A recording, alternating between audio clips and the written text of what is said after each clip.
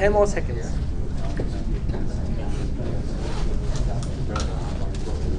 Need to write a little app, T minus. All right. Back up here.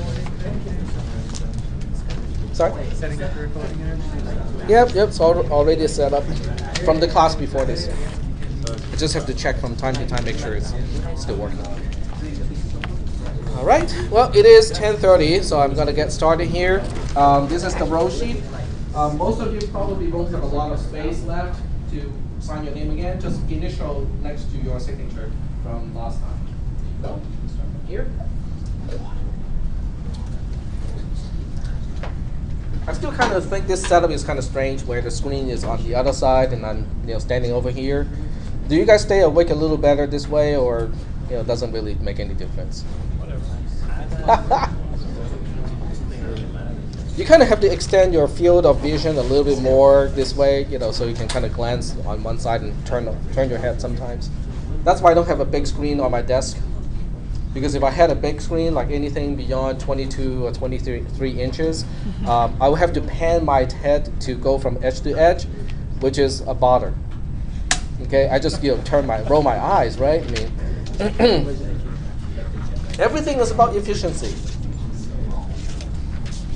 I don't even have a mouse on my keyboard. No mouse, no touchpad. What I use is what they call a touch point. Do you guys know what is a touch point? It's a little eraser, kind of like a thing. It's stuck between. It's like the stuff on a laptop, right? Yeah. It's a little thing between the keys G, H, and B, and it is pressure sensitive. So you push it one way or another to control the motion of the mouse pointer. But to me, that's a whole lot more efficient than a mouse or a touchpad, because when I type, these two fingers are always next to the home keys, which are F and J. So they're really close to the touch point device. So when I need to move the mouse pointer, I don't even have to move my hand to somewhere else on the keyboard. So that's why it's more efficient that way. And it's the same keyboard layout as my laptop computer. So I only have to get used to one keyboard layout and not different types of layout. Yep, the crazy things that we do for efficiency. And then what do I use that extra time for? Things that are not so efficient, right? Huh? Grading homework. Sure, that's... Okay, last time we were talking about conditional statements, so we will continue to talk about conditional statements today. And I think we'll have time to move into loops today. Okay, any questions? Hello? Any questions? No? All right. So let's go ahead and continue with our discussion of conditional statements. We talked about, we were just getting into, no, we're not there yet.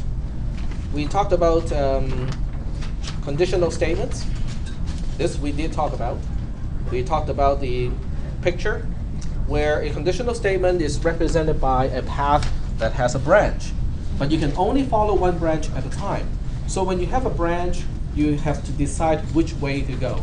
And the only method you can use to determine which way to go is to answer that little question next to the branch. The answer to that question can either be true or false. Depending on which one is the answer, you choose one path. You follow that path, but the two possible paths will eventually merge before it exits. That's basically what a simple conditional statement means. Are there any questions about the conditional statement? How a picture that looks like this is equivalent to the pseudocode that looks like this? Any questions about the equivalency between the text version and the graphical version? Well, the text version looks kind of more convoluted. So how come we don't program with just the graphical type? In other words, in order to write a program, instead of typing pseudocode or program code that looks like this, instead of doing that, why don't we just write programs, by drawing pictures more like this? What do you think would be the answer to that? Programmers are very good artists. Sorry? Programmers are very good artists. That is true, but you can also use Scratch or a user interface like that, where you just drag and drop blocks, and so the blocks will automatically resize as you put more stuff in it. So that's not really a big concern. The question is, how fast can you do it? Even with drag and drop, how fast can you draw pictures like this versus how fast you can type like this? And then the next question is, how do you print out your code? When you print, why do you want to print out your code? To kill more trees, right? We are against trees. So you ever have to reference back, you can look at, see what you actually typed up completely. Right. And also when you want to talk about it with somebody else, especially when you don't have a computer in front of you, or if you want to mark up your code, it is easier to do it on a piece of paper a lot of times. I know many of you like to use a tablet, or you have software where you can annotate stuff, but sometimes it's still easier on a piece of paper. The code density is the main reason. In other words, if I use a text representation like this, I can represent a lot more logic on a letter-sized paper compared to using pictures. That is one of the main reasons why text works better. Okay. Any questions at this point? No questions? Now, for those of you who are curious about Scratch, because I think I have mentioned Scratch quite a few times already, so look up Scratch, which is just Scratch as in scratch your back, and look up MIT because it is a product of MIT. And you just go to their website, and I think it is really cool because when you write programs using Scratch, it's kind of like building something with Legos. Things have connectors, and you just drag and drop the blocks into where you think it fits. Now, certain things cannot fit because it just doesn't make any sense. And guess what? In this interface, you cannot just drag and drop anything into anything else. The connector has to match. In other words, there's no need to learn any syntax, any grammar of this particular programming language because the shape of the objects dictate where they can go. Okay. Any questions about this? No? And for those of you who kind of have an artistic side of you and you can actually do things that are artistic, you can use Scratch to make games. You can use it to draw graphics stuff. It has a really good support of sound effects and also kind of like a movie or animation effect.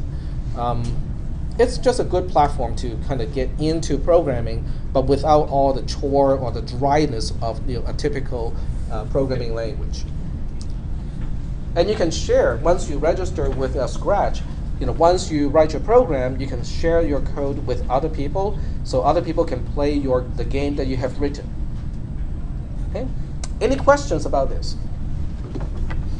So just go there and play with it. Download Scratch for your PC, and just see whether you like it or not. All right. So conditional statement is almost done, but not quite. The next question is, what if I have 3 variables and I want to find the maximum of the 3 variables? Okay. I kind of have an idea of the template of the logic. In other words, if I give you the 3 variables as w, x, and y, and I want z to store the maximum, I know that sometimes w is confirmed to be the maximum, and I want z to have the value of w.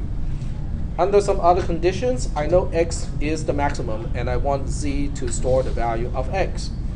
And if w and x are not the maximum of the 3, I know the y has to be the maximum. So I want to store the value of y in variable z. The question is, how do I specify the condition that confirms that w is the maximum? How do I specify the condition to confirm that x is the maximum? That's the question. So this brings us to what we call logical operators. Okay? And this is also called a multi-branch conditional statement, because instead of just an if, then, else, we have something that looks like this, else if. Okay, so instead of only having 2 branches, now we have 3 branches. So we'll take a look at the picture that represents this, but before we move on to that, we want to look at the logical operators. But that we know already. We use it on a daily basis. It's just that I need to give you a more formal treatment at this point. The first one is called conjunction. Conjunction is the English word and, A-N-D. What it means is, well, if you look at the definition, it has the 4 definitions here, but before we get there, we'll take a look at the symbol. In mathematics, the symbol looks like a little TP or an inverted V. In C and other C-derived languages, the conjunction symbol or the operator is double ampersand. In Pascal, SQL, and most other programming languages, you just spell out the word and. In this class, I typically would just use and to mean conjunction. Now, when you have conjunction as an operator, I have to define what it does. Okay, what if the left side is this value? What if the right side is that value? What is the result of the operation? Well, it's easy to do this with Boolean operators. What does Boolean mean? B-O-O-L-E-A-N. Yep. True or false? True, false. Exactly. So why don't they just call it true, false? Why do they call it Boolean? It's because the person who created Yep. Yep. B-O-O-L-E is the last name of the person who first came out with the calculus of this particular true, false value system. There was a hand back there. Oh, okay. Excellent. All right. Boolean operators, or operators that can only operate on true, false values, they are very easy to define because I can enumerate all possible combinations. With the logical AND operator, which looks like a TP in this case, the left-hand side can be true, can be false, and the right-hand side can be true and false too. So that means we have 4 possible combinations. Does that make sense? We have 2 variables, each one can have up to 2 values, and they are independent. So that means we have 4 possible combinations. If I give you the answer or the outcome of the operator for all 4 possible combinations, I have just completely defined the operator. True and true is true, false and true is false, true and false is false, false and false is false. Is that consistent with your understanding of the word and in English? It should. No? Think of McDonald's, okay? If you go to McDonald's and let's say they're giving away, a particular toy, okay? Let's say it's a little race car thing. McQueen, okay? When I say McQueen, I should really say McQueen trademarked. Little TM, next to it. Okay, so let's say they're giving away McQueen toys, okay, little car toys, and the condition of getting that toy is you have to be okay, forget about that word. Okay, you have to be male and under 12 years old. Okay, that's the condition. I go into McDonald's, I buy my burger, and I say I really like that McQueen, race car toy. Can I have it? Can I? No, because why not? One's true, another one's false.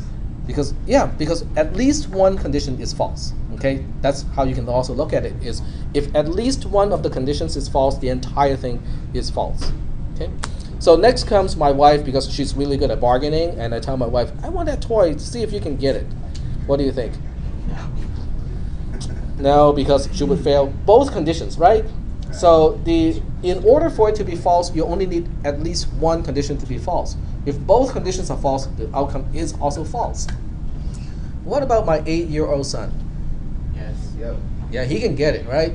So I'll just have him to return to the McDonald's, again, so that he can have his own and then I can have mine. Right? But the point is, he can get a toy because it is true that he is male, and it is also true that he is under the age of 12. So only when both conditions are true can the outcome of the operator be true. Okay. What are some of the other words that we use that also has the same meaning as and or conjunction? This is a trick question. You know it already, it's just that it doesn't cross the mind of most people. Or? No, the or is the next slide. It's different. How about the word but, B-U-T? Does it make sense? No. No? Why not? Okay, now this is, how many people remember that really cheesy beer commercial where they say, rich but not smooth? They show a guy who's really rich but he's really cheesy and is not smooth. And then they show another guy who is, smooth but not rich, poor guy, but has all the right moves. Okay? The outcome would equal Sorry? to true that. Sorry? The outcome would equal to true that. Well, okay, let's think of this one too. Okay, let's use me as an example. I cannot use anybody else as an example. That would not be nice. But I can use myself. So I will say, you can determine whether this statement is true or not. Tak is short but heavy, because I'm 175 pounds. So would that statement be true? People of my height, should be around 130. That statement is true. So I am short and I am heavy. All right? The only difference between the word and the word but in English is the word but has a contrasting property to it. Okay, the two things that I'm trying to make a point of, one may be a positive trait, but the other one is a negative trait. But they are both true when I use the word but. Is that making any sense? Okay, very good. But somebody mentioned the word or, which is on the next slide. It is disjunction. Okay, the technical term is disjunction, but we just use or as an English word for this. It also has two sides, and the symbol in mathematics looks like a V symbol. In C and other C-derived languages, the operator will be two vertical bars, but in most other programming languages, it's just spelled out as or. The definition of or is similar to the definition of and, in the way that we can just enumerate all possible cases. True or true is true. False or true is true. True or false is true. False or false is false. In other words, it's almost like the flip side of and, right? Because in the case of and, it can only be true if and only if both sides are true. In the case of or, it can only be false if and only if both sides are false. So in a way, it's kind of like a mirror image of and. Are there any questions about the definition of disjunction? Is that consistent with your understanding of the word or? Yes. No? Okay, let's use an example. Let's go back to McDonald's. Okay, so enough parents, enough dads have complained to McDonald's and say, it's just not fair. How come my son can get a McQueen toy and I cannot? That's just not fair. So McDonald's decided to change its rules and say, well, okay, we'll change our rules of who can get the toy. You can be male or you can be less than the age of 12. Okay, that's how the new rules are. Can I get a toy? Can my wife get the toy? No, because she will fail both conditions. She does not meet at least one of the conditions. Would my 12-year-old daughter get a toy? Yes. Yep, 12 or under, right?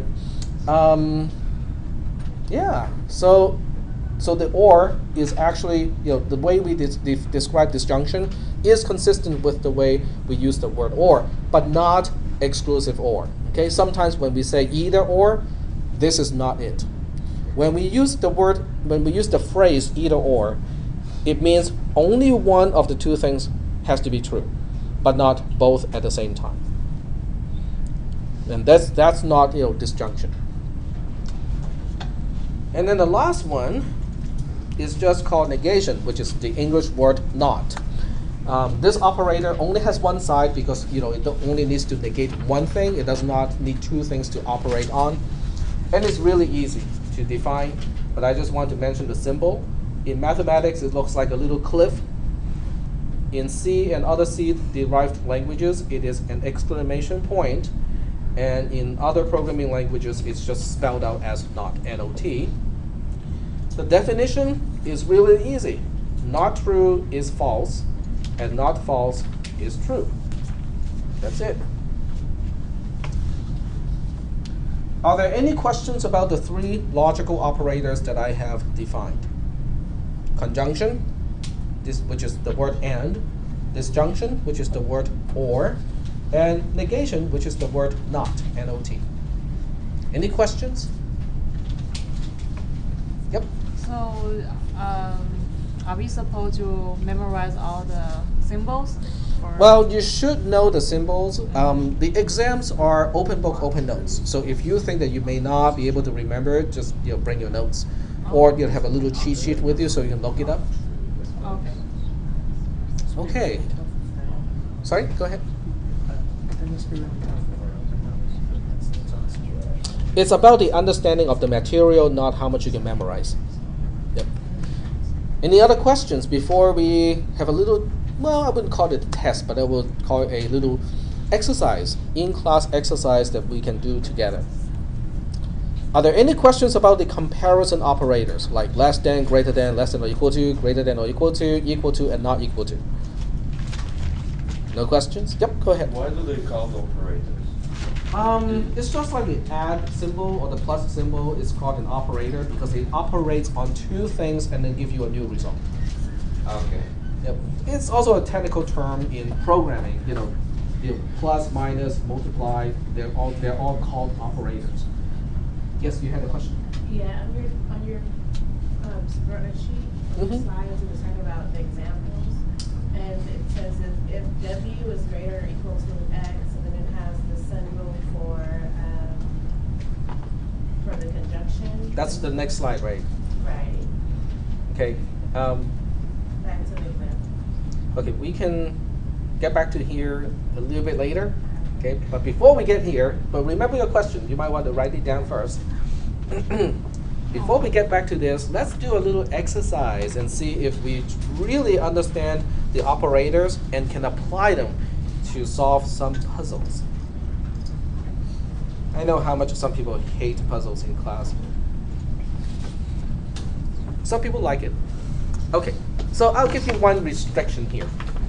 I will say the only thing, okay, tag has a primitive computer that only has the comparison operator less than. In other words, my computer can only decide whether it is true or false that x is less than y. Okay, a value is less than the other one. It doesn't have greater than, it doesn't have less than or equal to, doesn't have greater than or equal to, does not have equal to, does not have not equal to. Okay? But it also understands and or not. Okay? The question now is, can I express the other comparison operators using just less than and the three logical operators that we have previously defined? Yep. Yes. The answer is yes. Well, it's not as complicated as we think it might be. Okay? So we'll go ahead and try to enumerate all the comparison operators. Okay? A is less than B. That's easy, right? It's already using the less than operator. But I'll just say that A is less than B is just A is less than B. No big deal. That one doesn't need a whole lot of attention. How about A is greater than B? How do we translate it so that we use just less than? Just flip the order, right? Because if I want to confirm or if I want to know whether it is true or not that A is greater than B, I can ask the question just like this. It has the same answer. Are there any questions about the equivalency of this? A is greater than B is really saying the same thing as B is less than A. Is that good? Okay. Let's go to something that's a little bit more, how about less than or equal to? I want to know whether it is true or false that A is less than or equal to B. How can I rearrange things a little bit so that I can use only just the less than operator? Yep. A is not less than B. Okay, A is not less than B, which is the same as not A less than B. Whoops. No, we got it flipped. B is not less than A. Does that make sense? A is less than or equal to B is the same thing as saying it is not the case that B is less than A. Does it make sense? Yep. The easiest way to look at this is to use a number line. Okay, if you use a number line, then you can see, which side of the number line do I want, and which side do I want to exclude, and you can see that these two will give you the same result. All right. So the other one would be about the same thing. B is greater than or equal to B is A is not less than B. So for the most part, it's the same as the one before, except we flip the order of A and B. Seems easy enough. How about this one? This one is a little bit tougher. What about A does not equal to B? That's the C notation of A does not equal to B.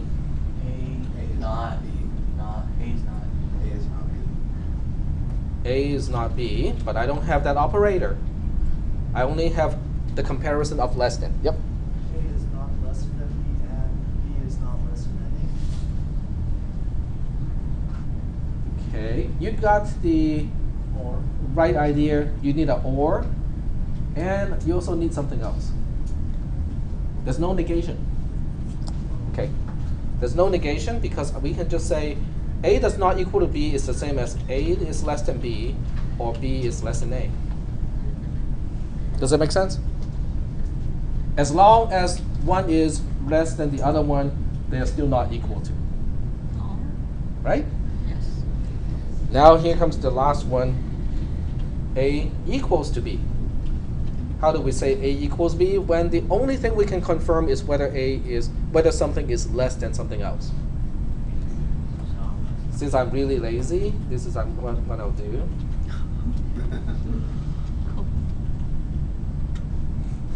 Right? The one before confirms A is different from B. If I put a negation on top of the whole thing, it just means A equals B. Because it is not the case that A is different from B, is saying they are the same.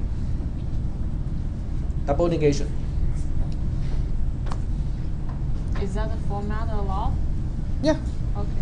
Well, in fact, this is actually how you would write it in Visual Basic. I'm using the operators that are defined in Visual Basic, except for the not equal to. The actual not equal to symbol in Visual Basic is something that I did not want to use because it would give away the answer because it's just that. That's why I use the C symbol, which does not give away the answer. Cool. Any questions about the equivalencies here? Does it make sense in your mind? If you just kind of think about it, it seems to work. Okay. All right. So with this out of the way, we can now do the same trick with logical operators. Okay. Okay. TAC has another primitive computer that only has the logical operators and not. How can this computer handle the OR operator? What do you think? In other words, I want to say A or B, but I don't have the OR operator. I only have the AND operator and the NOT operator. So how do we use those two to rearrange things a little bit so that the entire expression will still mean A or B? Yep. A and not B, or B and not A. Yeah. Oh. Not. Not quite. And then A and B. Okay, you're right. There's a not on the outside, and then we have an AND in the inside here. But in here we have not A on one side, not B on the other side. It is not the case that not A and not B is true. All right, that seems kind of convoluted, right? Can I prove it? I can give you a lot of gibberish and say, yeah, it's true, right? But can I prove that it is true? One thing that you will learn in my class, in my classes, because I will see many of you again in cisp300, the assembly programming class. I will see you, well, not this spring, but spring after, spring 14, because you have to take 360 first before you take 310. So I will see many of you in spring 2014. But one of the things you will learn from my classes is never trust tech. If he said something is true, ask him to prove it. Okay? So how do I prove something like this? I mean, this looks kind of difficult to prove. Remember, this is all Boolean, right? In other words, what can appear on the left-hand side and the right-hand side of OR can be only true or false. Now that gives me a huge advantage over the usual operators like plus. Okay? Why do you think it gives me a big advantage in terms of proving something? Unlimited number of answers. Because I can enumerate all the possible combinations. Okay? Because with Boolean, I can only have a certain number of possible combinations. If I can prove that they are the same for all combinations, then they have to be equivalent. I cannot do the same thing with addition or subtraction or multiplication or division in the case when I can have integers on both sides. How many integers do we have? It's an infinite number, right? So even if I can prove that the operators are doing the same thing for for 10 billion numbers, I can never convince you that the 10 billion and first number will work the same way. But with Boolean, I can do the same thing. I can do this because there's a limited number of possibilities on each side of the operators. All right, so let's go ahead and just work on this one here. And what I'll do is I'm making a little table here. If you prefer, I can use an actual spreadsheet to do this. Let's do it using an actual spreadsheet. So we'll go to Office, Calc. You can see how I abuse these applications. I mean, the spreadsheet is really intended for calculations. I'm using it for this purpose. All right. So we have one column for possible values of A, one column for B, one column for the simple expression of A or B, and then one column for, well, let's see. I'm thinking about,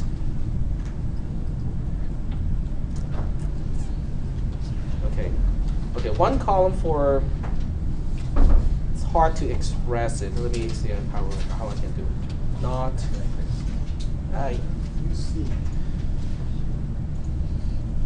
And then we have not A, not B, like that. But I'm going to do something here that will make it a little bit easier for you guys to see it, because what I'll do, I'm going to break this up. So I'll say this side is just not A, this is just not B, and this is the conjunction of those two. And then we did a negation on top of the whole thing too.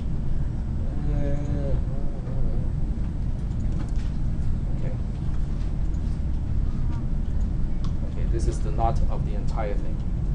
I don't know whether you can see it. Okay, when we work on it, you'll see what I mean by that. Okay. What values can A assume?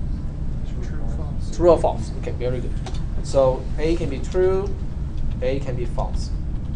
While A is true, what can B be? Okay, it's boring. Okay, what is A, true or true? Because in this case, this cell represents the result of A or B when A is true and B is also true. What is A? What is true or true? True. Okay. What is true or false? True. True. And that's the only case where it's false. Okay, very good. When A is true, what is not A? When A is true, what is not A? False.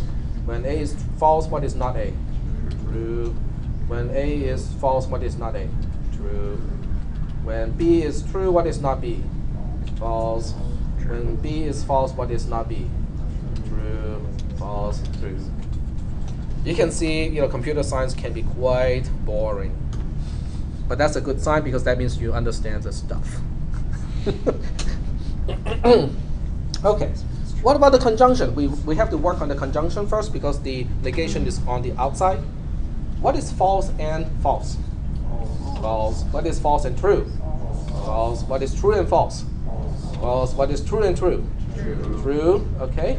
And this negation works on the conjunction. In other words, we're negating the result of the end. What is not false? True. What is not false? True. What is not false? True. What is not true? False. Okay. Let's take a look at these columns. Oops. Oops. Nope. Not those two. Sorry. Picked the wrong ones. Look at these two columns. Do they look the same to you? For each row, they give me the same answer. Is there a fifth column that's possible where these two operators will give me different results? No. No, because I have just enumerated all the possible combinations for the input into the system. Yep. How did you get the original, like, for A and B, the original true false? That's just all the possible combinations. Because A is like a variable, it's an empty slot, but it can only be true or false at any particular time. So I'm just enumerating all the possible combinations of the variables A and B. Yep. Okay. And that's it. That's my proof. This is a kind of proof or technique of a proof that you cannot use on integer systems because there's no way to enumerate everything. But for Boolean logic, this works really well. And this is not the first time you'll see it. You will see it again and again. Are there any questions about this part? Yes? I have a question on what we originally branched from, the A or B is equal to. If it's not A or not B, I mean, not A, not B, then it's both, but it's only saying one or the other. So wouldn't it be not A or not B instead of just not A and not B? I have to look at the parentheses too because depending on how you nest it, it can change the outcome. So can you send me an email with that question? It's hard to understand it when we are talking about it because we usually don't put parentheses when we spell out the equations. Yep. Okay, any other questions about this? No other questions? Let me just double check my recorder is still going, yeah, and it's still recording from the right channel, yep. All right. Because we don't want to watch a silent movie. All right. Now, let me switch back to the spreadsheet just one last time. Why do we bother with something like this? A or B is so much easier to understand than not A and not B, or I should say not open paren, not A, close paren, and open paren, not B, close paren, because the nesting of the parentheses make a difference. So why do we want to make this transformation? And there's a similar transformation to go the other way. If I give you if I give you or and not, you can implement and. Yep, go ahead.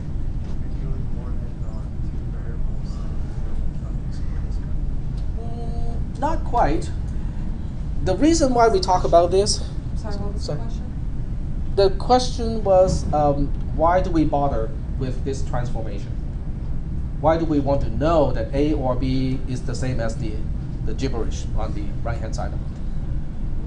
Well, there are two main reasons. One is when you read somebody else's program, which you will, if you're into computer science and get your first job. Oh, this is something that I did not mention when I showed you, how much money people will be making. The question is not only how much money you'll be making as an entry-level position, software engineer or developer. The question is, what are you going to do as an entry-level developer or software engineer? That's the question. Okay, so I'm kind of switching gear here a little bit and ask you that question instead. Because the answer can discourage some people, and some people may drop this class because of that. Not that I want you guys to drop the class. Cleaning up other people's code. Yes, you'll be cleaning the bathroom with a toothbrush. That would be your first job. How does that translate into software programming work? That means when the next bug report comes in, you'll be the person assigned that bug and go, okay, Tack, you're the newcomer here, you'll be fixing this bug. What? But this program has 6 million lines of code, and I'm just brand new here. I know how to program in C, and this is a C program, but that's the only thing I know is C. Well, why do you think that would be my first job? Instead of, hey, Tack, we need to design a brand new program with all these features. Why don't you think about how to design that program? Well, they want to see you find the errors first before you make them. Yep, and also it's a good chance, it's a good opportunity for me to get familiarized with the source code of that particular program. Because in order to find a bug or a defect in a program, you first have to understand how the existing code works. Okay, and that's why this is usually the first thing that people will get, the first assignments when they start off as a programmer or a developer. It's also a good test of that person's patience and temper containment and a lot of other attributes, which will be positive for a long-term occupation in programming. Because after half a day, if this person starts to throw things around, like what happened to your mouse? It's over there across the room. And that person would not. It says now been made wireless. Yeah, they do. So they can be out the door, out the window now, instead of just across the room. Yeah, because there's nothing to decrease the speed. The cable doesn't slow it down anymore. Maybe they need bungee attachments to wireless mice. Just bounces They right have on the back. shopping carts. Yeah. Oh yeah. Yeah. I was so If annoyed. it gets near the window, it just stops. I was so annoyed the other day, since you talked about that, but that's like way out of the context of this class. It's kind of out but not out because, how do you implement something like that? It's a computer. There's a little chip somewhere inside that thing, Yes, a shopping right chip. cart, so that people cannot steal shopping carts out of Safeway. Oh. Yeah, you guys don't know that? Yeah, I've seen that. Yeah, I experienced that. Not that I wanted to steal the shopping cart. I parked, I don't know whether you guys know the shopping mall or not. There's a shopping mall at the intersection of Arden and Watt. Oh, right. Okay, Yeah. so there's a Osh, there's a Big Five, and then Safeway. I go to several of those stores sometimes, so I just park at one place and not drive myself across the parking lot and then park again in 10 seconds, right? So I parked at Osh, because I was looking at some hardware first, and then I went to Safeway to pick up a few items. And then I was pushing my basket back to Osh, and as I get to the boundary between Safeway and Long's Drugs, or CEVS now, it just stopped. One of the wheels just locked up. I didn't know at the time because I didn't read the labels and the instructions, and then later on I read it, go like, oh, so they're making sure that I don't steal the shopping cart, So it was just kind of funny. But it wouldn't reactivate even when I dragged the shopping cart back to the Safeway side. It would not unlock the wheel. It just kept it locked the whole time. Oh, wow. The good thing was it didn't alert security either. Otherwise, I would have to explain to security, go like, well, my car was parked over there. I did not intend to steal the shopping cart, and this really is my stuff that I paid for from Safeway. I didn't have to explain any of that. There's one trick. Huh? You leave their shopping cart, it will continue. I mean, at the boundary. At the boundary? Yes. Yeah, it stopped right at the boundary. It's just funny. Okay, where was I? Oh, yes. The question I was asking was, why do we want to bother with this transformation?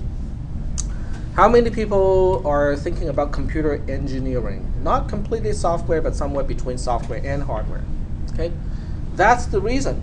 Okay, because at the transistor level of a processor or anything that is inside most things inside the computer, they can natively only implement either an AND or OR.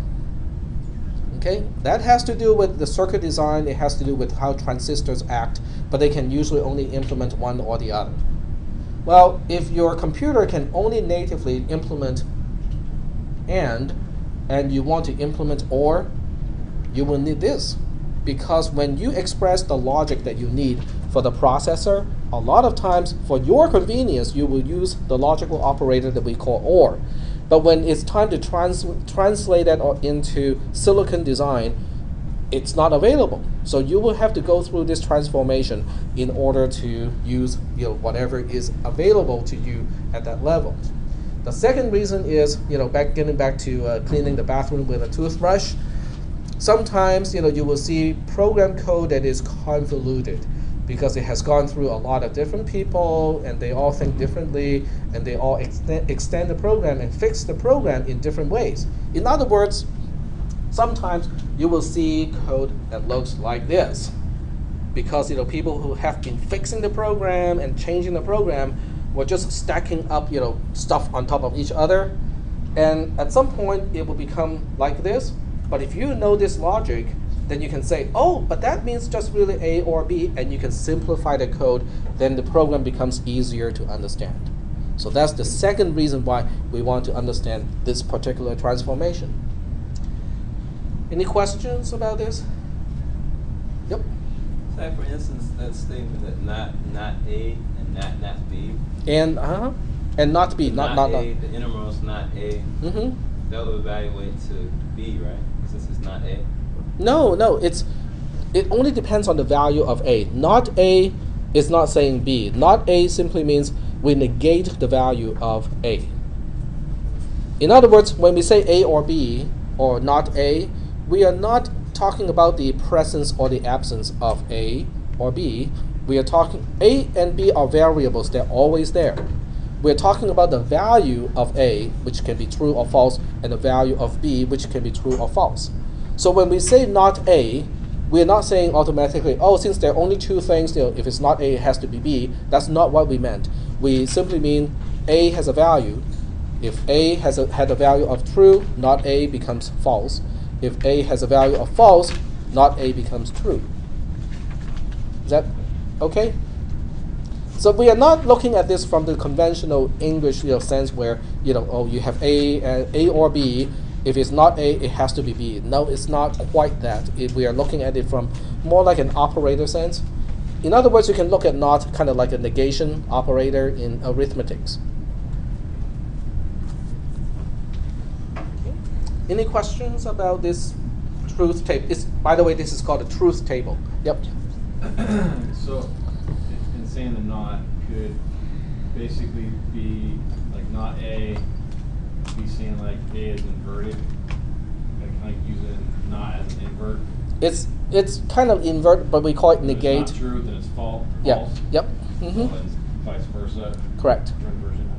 Yep. And this is also a good time to mention that in colloquial use of the English language, sometimes double positive can mean negative. Can anyone think of a phrase or a common use of words that has that implication? Has nothing to do with programming, by the way.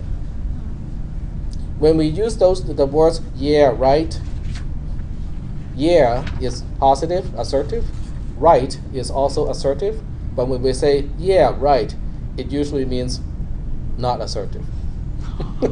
Right? Like when you guys ask me, can you just give an A to everybody in the class since we are such good students to begin with?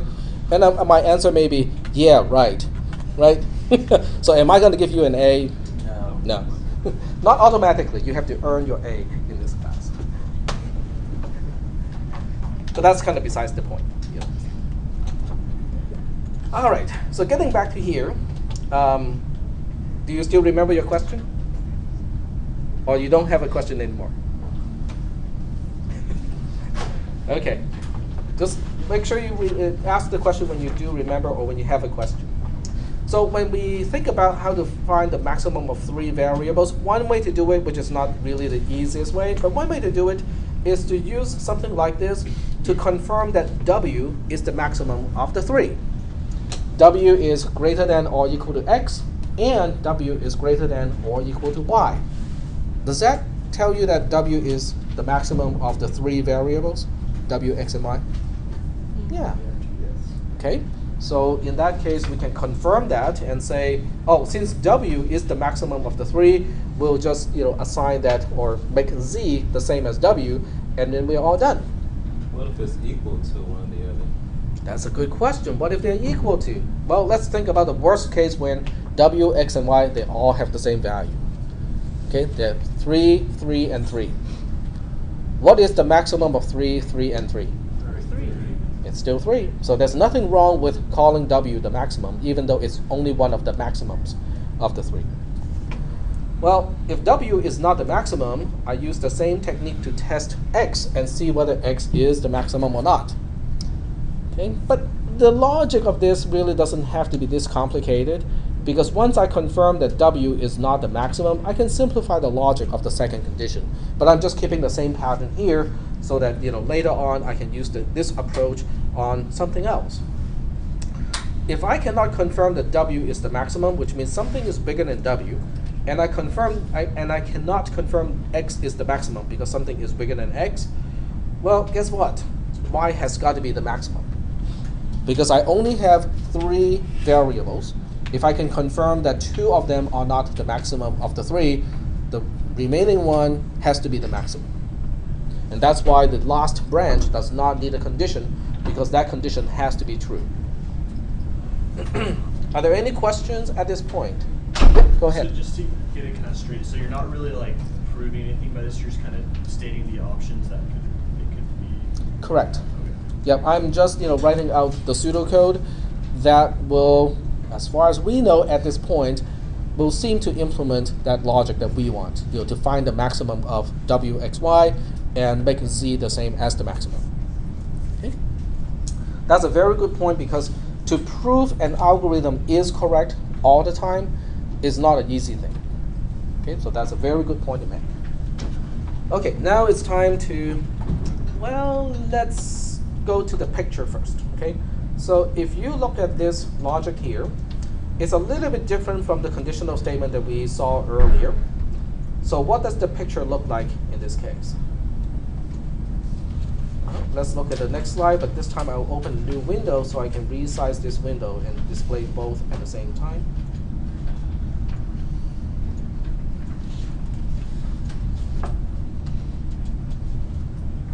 There we go. Oops. Okay, so here we have about the same thing, but I made, there's one mistake, and I'll explain that later on too. It's an intentional mistake to see if you guys can spot it and also explain it. Okay, but these two represent about the same logic, not identical, but close enough. This is the pseudocode format, and this is the pictorial format.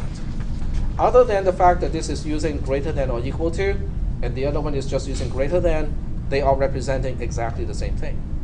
So what is this telling you? It's telling you that we don't even evaluate this condition. We don't evaluate it unless this one is false. In other words, when you look at the trail map representation, this is the first question that we ask. Okay, W is greater than X and W is greater than Y is the first question that we ask. If the answer to that question is true, we go to this side. We make Z the same as W, and then we go all the way out of the entire statement.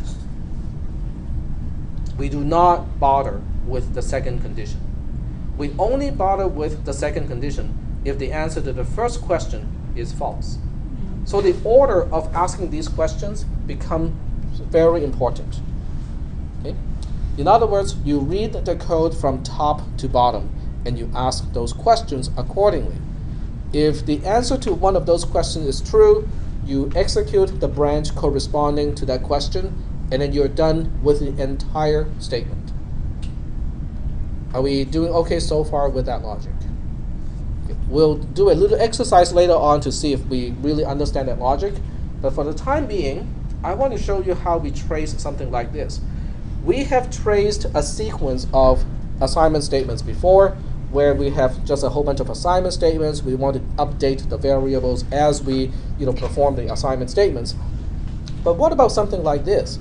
Sometimes we go for this branch, other times we go for another branch. How do we trace something like this? let's go ahead and use our spreadsheet program to do it. Okay. So the first thing I do is I'll just go ahead and replicate the code. If w is greater than or equal to x, and w is greater than or equal to y, then z gets w. Else if x is greater than or equal to w, and x is greater than or equal to y, then z gets the value of x. Else, whoops, z gets the value of y, and if, and this is also, not the first time, but this is also one of the times when we say, well, how come, it doesn't look exactly like the same as the other side, other than greater than or equal to, it's not a single operator. Do you guys notice the indentation of line 2, 4, and 6 of the left-hand side? It's spaced out a little bit from the left-hand side, the left margin. I'll do the same thing here. It doesn't seem to make any difference to the logic at this point, but it is important, okay? Because it has to do with the nesting of the code.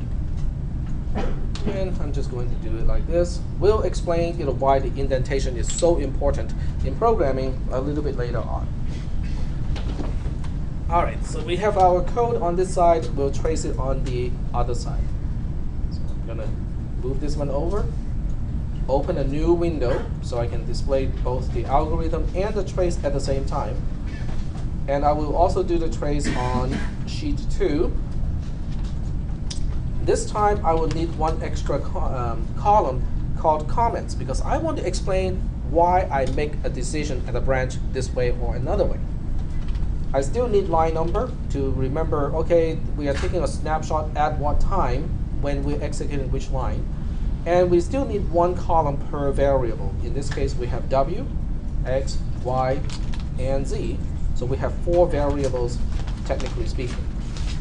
I said technically speaking because 3 of these variables do not change their values over time. All right, precondition. What do we know about all of these variables? Well, if we say nothing, then there's nothing we can do, because you cannot compare nothing to nothing and know the answer and be able to trace the program. So for something like this, I kind of need to indicate what values w, x, and y should start with. So this becomes a concrete example where w has a value of 2, and x has a value of 3, and y has a value of, let's say, 2. Z, on the other hand, can start with an unknown value because we never refer to z's value when we evaluate the condition. So it's okay for z to start with an unknown value. And here's line 1. What do you think are the values of these variables after line 1?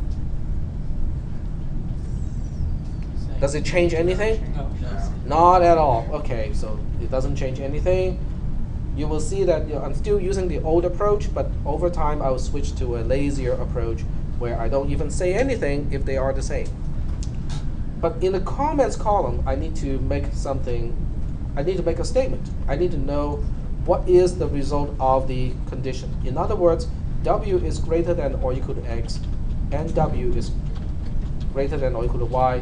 Is it true or is it false? False. It's false because x has a value of 3, so w is greater than or equal to x is false. False and whatever is false, so the whole thing is false. Okay? So I have to say this is false, and as a result of this being false, where am I supposed to go? Which line am I supposed to go? Else if. Very good. The line number of that is line 3. Very good. Okay, so we go to line 3 at this point, and then we evaluate the condition of line 3. W is greater than or equal, oops. The condition is x is greater than or equal to w. That's true because x has a value of 3 and w is 2. And then the second one is x is greater than or equal to y. That is true as well, right? Yep. So true and true is true. Then where do we go next? Well, first of all, did we change anything? Nah. No. We are just evaluating the conditions, doesn't change anything. Where do we go now? Line 4. We go to line 4, very good. Because as soon as you find one branch where the condition is true, then you have to follow that branch. Okay, so we go to line 4. Oops. Line 4, oops, line 4. What does it do to W? Nothing. Doesn't do anything to X either. Doesn't do anything to Y. But it does something to Z. Z becomes 3 because it is copying the value of X. Exactly. X is the right-hand side. We evaluate the right-hand side. X has a value of 3. And then we copy that value, 3, to Z. So Z now has a value of 3. The big question is, where do we go now? Line 7. Now, we technically don't trace line 7 because and if is really, it doesn't do anything. So we just say post. We're done. The reason why we don't trace and if, because it seems kind of obvious that we should indicate this is it's getting to the end of a conditional statement. It has to do with later on when we talk about loops. We have an and while where it doesn't really do anything. It's really just a marker to indicate the end of a while statement. So we don't really trace and if, for the same reason. Are there any questions about this particular, what we call a test case? We give specific values to W, X, and Y, and then we try to figure out what the algorithm is going to do. Yep. Well, why is it more efficient to just say else if X is greater than Y? Yep. Yep. It is. But this approach is more scalable, which kind of it lends itself to our discussion of arrays later on. But yes, it is not the most efficient way of expressing this logic, but nonetheless, it is correct. This is one test case. Does it do the right thing this time? Yeah. I mean, 3 is the maximum of 2, 3, and 2, so it did the right thing. Are you convinced the algorithm will do the right thing all the time? I wouldn't. Well, the proof part is later on. Okay. So what you can do is to give it another test case. I mean, you can give it another test case where W starts with 3, X starts with 3, Y starts with 2. And you can give it a whole bunch of combinations. Let's say you have so much time on your hand that you tested this algorithm over 1,000 combinations of different values. Are you sure that the next test case will still work? No. Because The number of numbers. because we are only testing discrete individual cases.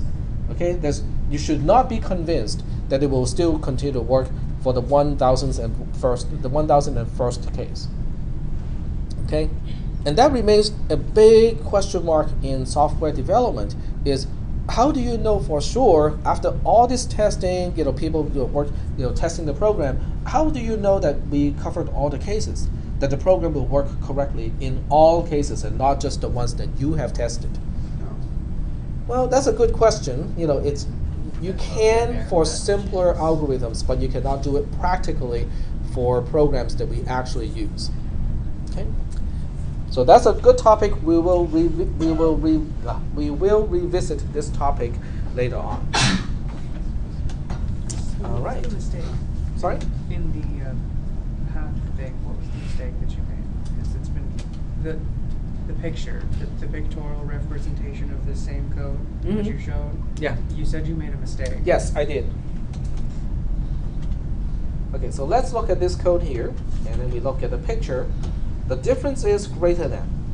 W is greater than X, and W is greater than Y, instead of greater than or equal to. Is that really that important? I mean, they seem to make sense either way. I mean, greater than or equal to, or greater than all by itself. Not in this case. Hmm? It doesn't matter in this case. In this test case, it doesn't matter. Correct. But I can make a test case where it does matter. Okay? So let's go ahead and try. Let me see if I can convince you that they are not exactly the same thing, whether we have greater than or greater than or equal to. So let's make a new folder for today, 0906, and we'll save this and that. I'll just call this max3 because it finds the maximum of 3 numbers. And then we'll save it again, save as max3, but this time it is wrong. and we'll go ahead and change the algorithm. We'll break it. We'll make it so that it is now incorrect. And this one will also help to illustrate why using test cases, individual test cases, should not be enough to show that it is working or not. All right, so if we look at this and look at the, where's my, oh, okay, I guess I have to open a new window to take a look at the trace. Okay, you look at this modified program, and then you look at the trace. Is there anything I should do about the trace? Would it work any differently this time? In other words, would this condition, after I make this w is greater than x and w is greater than y, would it turn the false into a true? No, because w has a value of 2 and x has a value of 3.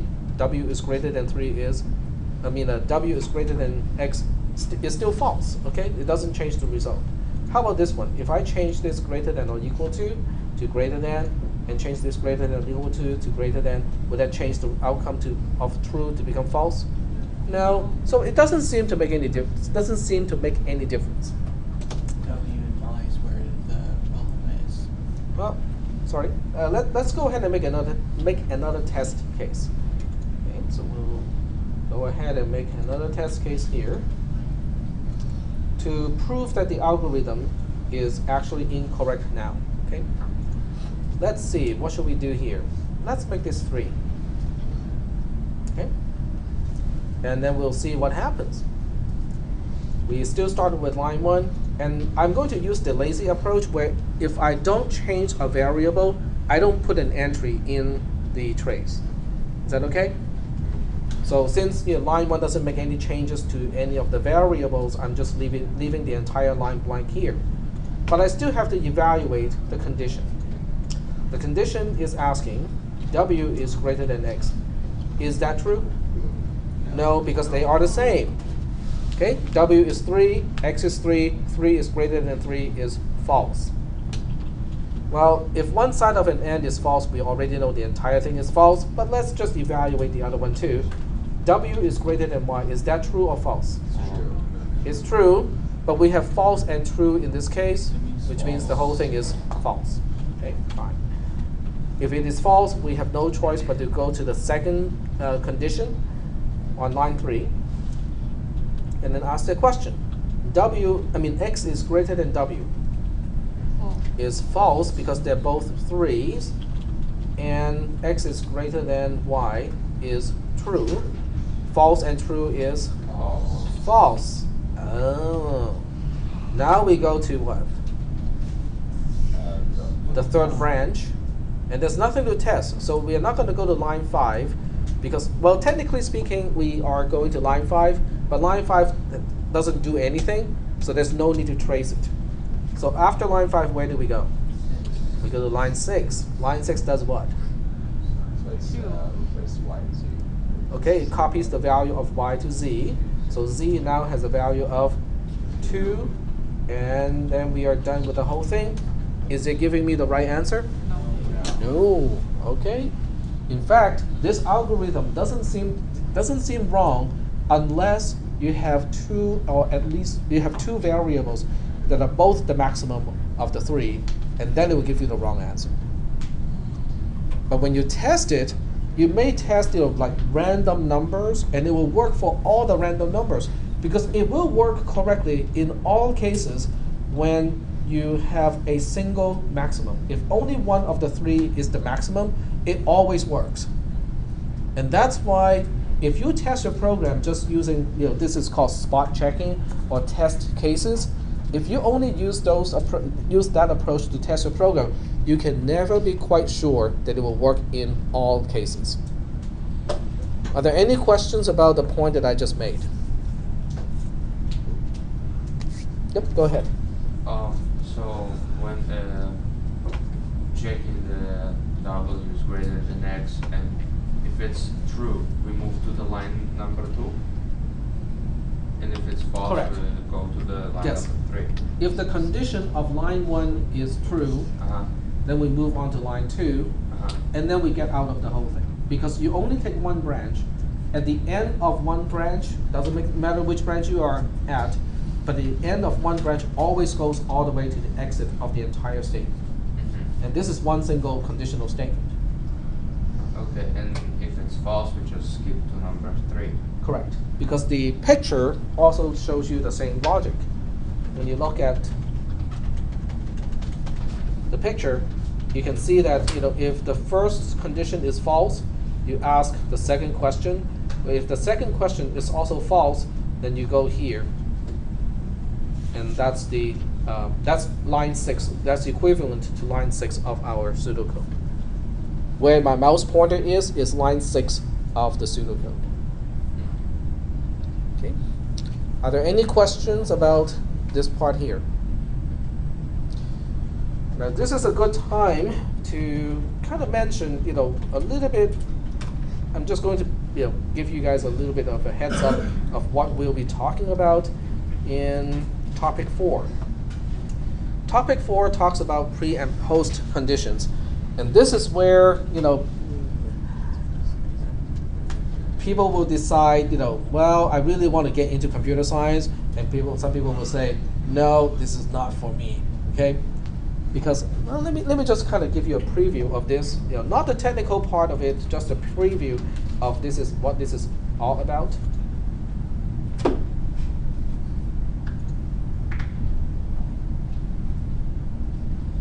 And we'll pick this one. Doesn't matter. Okay, look at the topic, of the first section. What is this crazy math? Okay. In other words, this particular module is all about math and proving something. How many people have some experience of proving theorems or something is true or false in mathematics? Okay? Do you enjoy it? Yes. It's good? Okay? If you enjoy that kind of stuff, you will enjoy this module. But on the other hand, if you do not like proving a theorem in a math class, this is going to be a little bit challenging. But it is a very important module because it tells you how, at least with simple cases, you can actually prove that an algorithm is correct all the time without using a single test case. Using mathematical proof, you can prove an algorithm is correct for all cases. It's just that it is not practical when we have millions and millions of lines of code. Okay? And that's why this is an important topic to cover. But we are a little bit away from that because we haven't talked about loops yet. So we can't really talk about that at this point. Are there any questions about the conditional statement here? Are there any questions why the greater than or equal to is important? We cannot just replace it with greater than. A lot of times software bugs are really just that. Because what is a bug? What is a bug in software? It's a mistake. It's a defect. Okay, somebody did not write the program the way it's supposed to, or the program behaves. The behavior of a program deviates from what it is supposed to do. That's a bug. And a lot of times bugs are really just a change of greater than versus greater than or equal to. Where do we start? Should we start with 0 or should we start with 1? Off by 1 is a very common mistake in programming because a lot of times it's hard to test those cases. They're called boundary cases where the value is all the way extreme to one side or another side.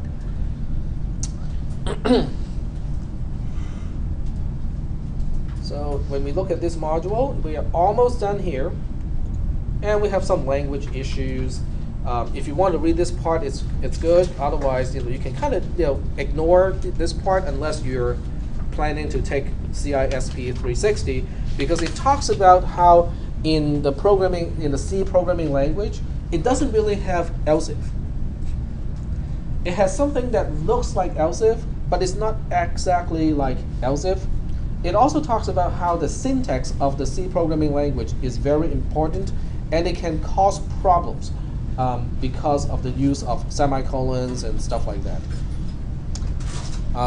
But I'm not going to get into this because it's not as important in this class. The next item that we will talk about. We can get into it a little bit today, but we won't have enough time to really get into the good part of it. Are loops.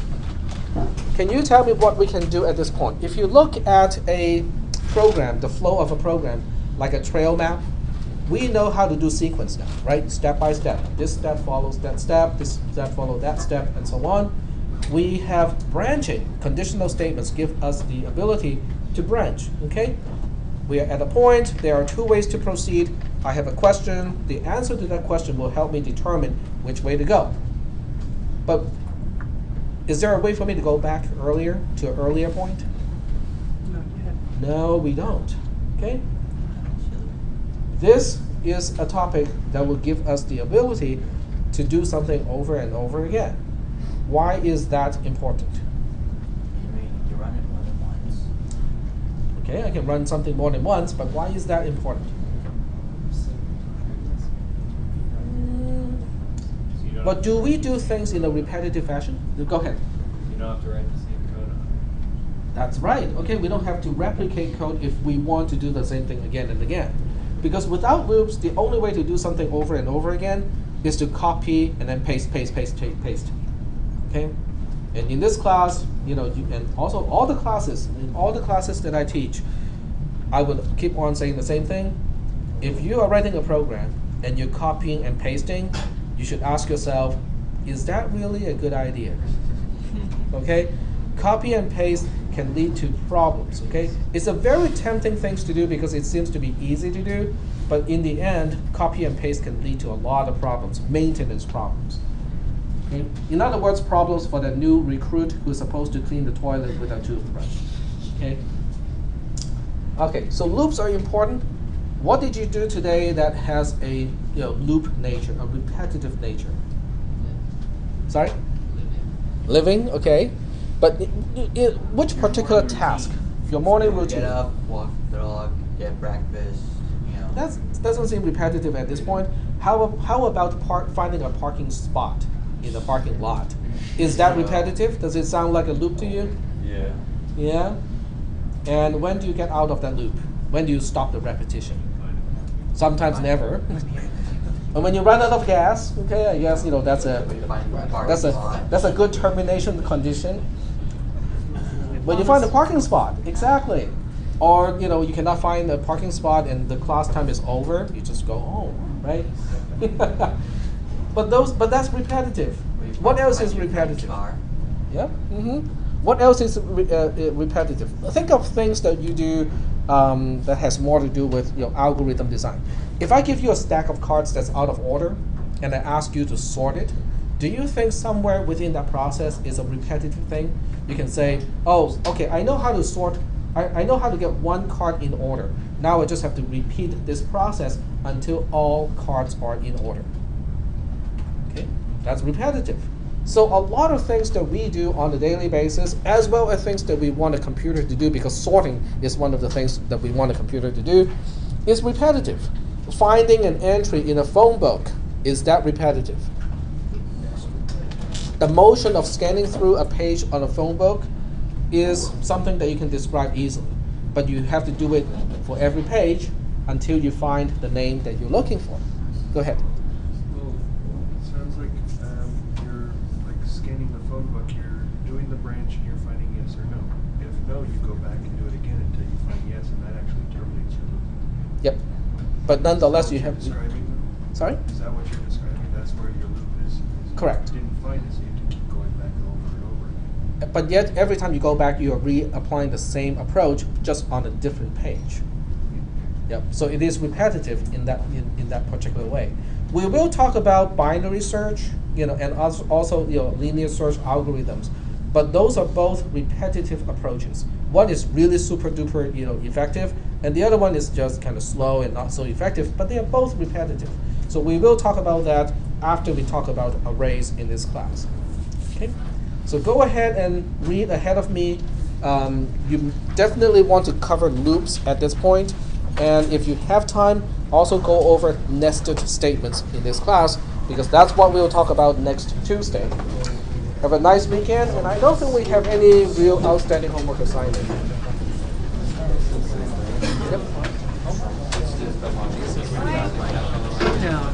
these, this string of numbers, for the